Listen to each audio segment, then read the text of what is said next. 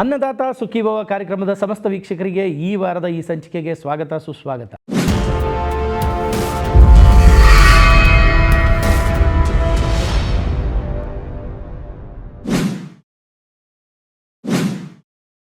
Investing in cinemas without cinema knowledge is injurious to you, your family and the audience too.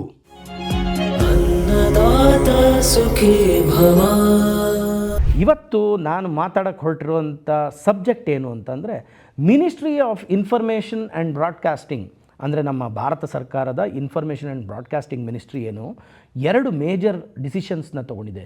ಏನಕ್ಕೆ ಅಂದರೆ ನಮ್ಮ Indian cinema ಇಂಡಸ್ಟ್ರಿನ ಬೂಸ್ಟ್ ಮಾಡೋದಕ್ಕೆ ಅಂತ ಒಂದು ಮಾಹಿತಿ ಸಿಕ್ಕಿದೆ. ಏನದು ಅಂತಂದರೆ ನಮ್ಮ union minister for information and broadcasting ಇವರು ಯಾರು ಶ್ರೀ ಅಶ್ವಿನಿ ವೈಷ್ಣವ್ ಅವರು ಒಂದು ಹೈ ಲೆವೆಲ್ ಮೀಟಿಂಗ್ನ ಕಂಡಕ್ಟ್ ಮಾಡಿ ಇದೇ ಜೂನ್ 29, 2026 ಎಲ್ಲ ಮಿನಿಸ್ಟ್ರಿಯ ಹೈ ಲೆವೆಲ್ ಅಫಿಷಿಯಲ್ಸ್ ಮತ್ತು ಎಕ್ಸ್ಪರ್ಟ್ಸ್ನ ಕರೆಸಿ ಒಂದು ಮೀಟಿಂಗ್ ಮಾಡಿ ಅದರಲ್ಲಿ ಒಂದು ಎರಡು ಮೇಜರ್ ಡಿಸಿಷನ್ಸ್ನ ತೊಗೊಂಡಿದ್ದಾರೆ. ಅದರಲ್ಲಿ ಫಸ್ಟ್ ಡಿಸಿಷನ್ ಏನು ಅಂತಂದರೆ to set up a study group for Indian cinema. So ಇದೊಂದು ಸೆಟಪ್ ಮಾಡಿದ್ದಾರೆ. ಜೊತೆಗೆ ಎರಡನೇದು model state regulations for cinema to the state governments to follow. ಈ ಎರಡು ಮೇಜರ್ ಡಿಸಿಷನ್ಸ್ನ ತೊಗೊಂಡಿದ್ದಾರೆ. ಏನಿದು ಎರಡು ಮೇಜರ್ ಡಿಸಿಷನ್ಸ್ ಅನ್ನೋದನ್ನ ನೋಡೋಣ ಬನ್ನಿ. ಫಸ್ಟ್ ಒನ್ಗೆ ಹೋಗೋಣ ನಾವು. To set up a study group ಅಂದರು. ಈ ಸ್ಟಡಿ ಗ್ರೂಪ್ನ ಏನು ಸೆಟಪ್ ಮಾಡಿದ್ದಾರೆ ಅಂತಂದರೆ ನಮ್ಮ ಪ್ರಸಾರ ಭಾರತಿಯ ಚೇರ್ಮನ್ ಆದಂಥ ಪ್ರಸೂನ್ ಜೋಶಿ ಅವರು. ಇವರು ನಮ್ಮ ಸಿನಿಮಾ ಇಂಡಸ್ಟ್ರಿನಲ್ಲಿ ಲಿರಿಸಿಸ್ಟ್ ಆಗಿದ್ದಾರೆ. ಇವರು ಸ್ಟೋರಿ ಸ್ಕ್ರೀನ್ ಪ್ಲೇ ಎಲ್ಲ ಬರೆದಿರೋಂಥ ಒಬ್ಬ ವ್ಯಕ್ತಿ. ಇವರು ಪ್ರಸಾರ ಭಾರತಿಗೆ ಕೂಡ ಚೇರ್ಮನ್. ಇವರು ಈಗ ಈ ಸ್ಟಡಿ ಗ್ರೂಪ್ಗೂ ಇವರೇ ಚೇರ್ಮನ್. ಸೊ ಇವ್ರ ಜೊತೆಗೆ ಯಾರ್ಯಾರು ಇರ್ತಾರೆ ಅಂದರೆ ಇಂಡಸ್ಟ್ರೀಸ್ ಎಕ್ಸ್ಪರ್ಟ್ಸ್ ಇರ್ತಾರೆ ಮತ್ತು ಟೆಕ್ನಾಲಜಿ ಪಾರ್ಟ್ನರ್ಸ್ ಇರ್ತಾರೆ, ಎಲ್ಲರೂ ಇರ್ತಾರೆ. ಈ ಗ್ರೂಪ್ದು ಕೆಲಸ ಏನು ಅಂದರೆ ಒಂದು 5 ಪಾಯಿಂಟ್ ಅಜೆಂಡಾ ಥರ ಇಟ್ಕೊಂಡಿದ್ದಾರೆ. ಫಸ್ಟ್ ಒನ್ ಏನು ಅಂತಂದರೆ ಇಂಡಿಯನ್ ಸಿನಿಮಾನ ಗ್ಲೋಬಲ್ ಮಾರ್ಕೆಟಲ್ಲಿ ಕಾಂಪಿಟೇಟಿವ್ ಆಗಿ ಮಾಡೋದು ಹೇಗೆ ಅನ್ನೋದು first point agenda. Second one ಏನು ಅಂತಂದರೆ ಇವತ್ತು ಬರ್ತಕ್ಕಂಥ ತಂತ್ರಜ್ಞಾನ ಯಾವುದಿದೆ ಅಂದರೆ ಇವತ್ತು AI ಟೆಕ್ನಾಲಜಿ ಇರ್ಬೋದು, ವರ್ಚುವಲ್ ಪ್ರೊಡಕ್ಷನ್ ಇರ್ಬೋದು, ಇದನ್ನು ನಮ್ಮ ಇಂಡಿಯನ್ ಫಿಲಮ್ ಮೇಕರ್ಸು ಯಾವ ರೀತಿ ಈ ಟೂಲ್ಸ್ನ ಬಳಸ್ಬೋದು ಅನ್ನೋದ್ರ ಬಗ್ಗೆ ಒಂದು ಸ್ಟಡಿ ಮಾಡ್ತಾರೆ. ಅದಾದಮೇಲೆ ಮೂರನೇದು how A Indian film maker can take financial support from the institutions and ಅವನು ಫಂಡ್ ರೈಸಿಂಗ್ ಹೆಂಗೆ ಮಾಡ್ಬೋದು ಫಾರ್ ಫಿಲಮ್ ಪ್ರೊಡಕ್ಷನ್ ಅನ್ನೋದು ಮೂರನೇ ಪಾಯಿಂಟು. ನಾಲ್ಕನೇ ಪಾಯಿಂಟ್ ಏನು ಅಂತಂದರೆ the problems the film makers are facing during raising the fund for production and distribution ಅನ್ನೋದು ನಾಲ್ಕನೇ ಪಾಯಿಂಟು. ಐದನೇ ಪಾಯಿಂಟ್ ಏನು ಅಂದರೆ a single window kind of a thing. ಯಾಕೆಂದರೆ ಸ್ಮಾಲ್ ಟೌನ್ಸಲ್ಲಾಗಿರ್ಬೋದು ಅಥವಾ ಬೇರೆ ಬೇರೆ ಅಂದರೆ ಈ ಸಿನಿಮಾ ಆಗಿರ್ಬೋದು, ಥಿಯೇಟರ್ಸ್ ಆಗಿರ್ಬೋದು, ಇದು ಸ್ಟೇಟ್ ಗೌರ್ಮೆಂಟ್ ಅಂಡರ್ ಬರೋದ್ರಿಂದ ಏನು ಮಾಡ್ತಾರೆ, ಎ ಫಾರ್ಮಲ್ ರೆಗ್ಯುಲೇಷನ್ ಬೇಕು ಅನ್ನೋದು ಒಂದನ್ನು ಸ್ಟಡಿ ಮಾಡ್ತಾರೆ. ಮತ್ತು ಎರಡನೇ ಒಂದು ಏನು ಅಂತಂದರೆ model state of regulations for cinema for States. ಅಂದರೆ ಸ್ಟೇಟ್ ಗೌರ್ಮೆಂಟ್ಸ್ಗೆ ಸೆಂಟ್ರಲ್ ಗೌರ್ಮೆಂಟಿಂದ ಸರ್ಟನ್ ಸೆಟ್ ಆಫ್ ರೆಗ್ಯುಲೇಷನ್ಸು ರೂಲ್ಸನ್ನು ಆಗಲೇ ಪಾಸ್ ಮಾಡಿದ್ದಾರೆ ಯೂನಿಯನ್ ಗೌರ್ಮೆಂಟ್ ಅವರು.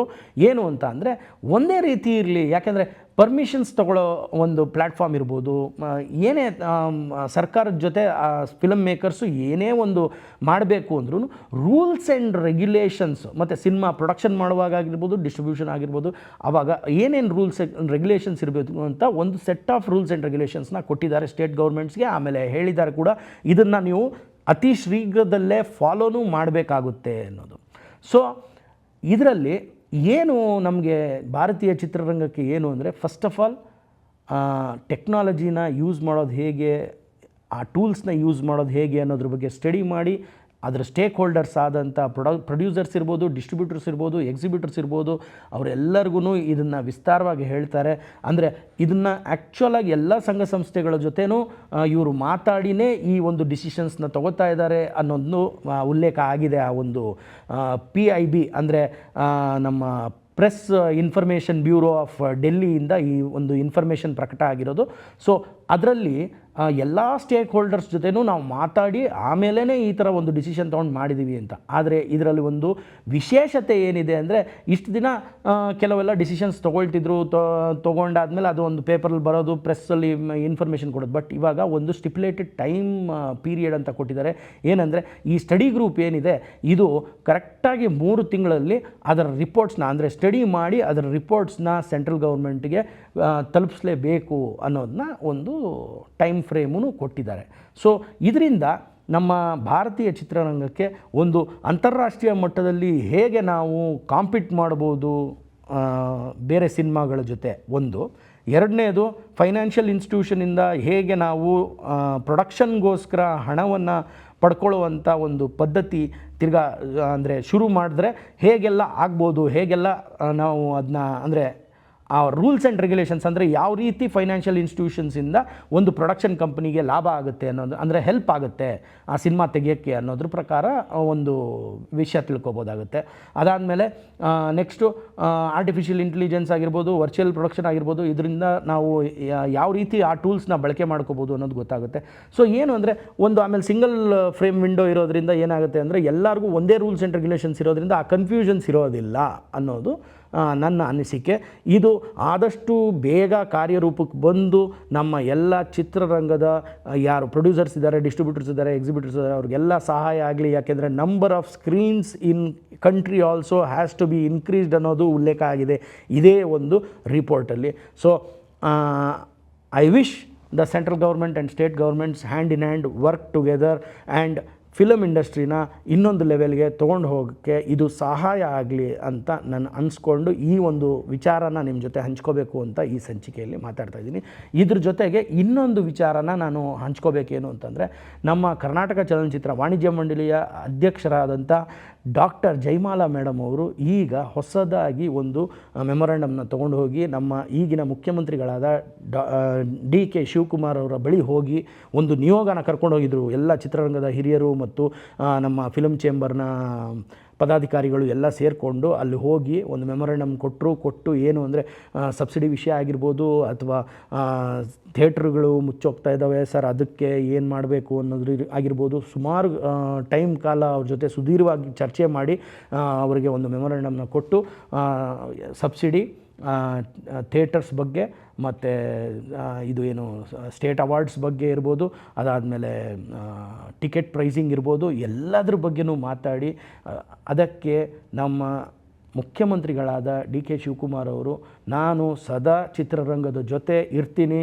ಏನೆಲ್ಲ ನನ್ನ ಕಡೆಯಿಂದ ಸಹಾಯ ಆಗಬೇಕು ಅದನ್ನೆಲ್ಲ ಮಾಡ್ತೀನಿ ಅಂತಲೂ ಹೇಳಿದ್ದಾರೆ.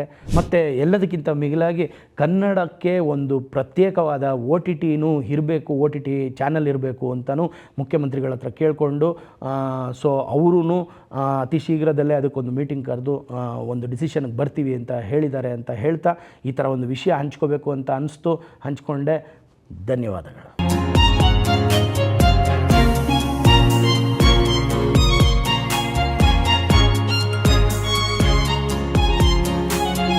अन्नदाता सुखी भव।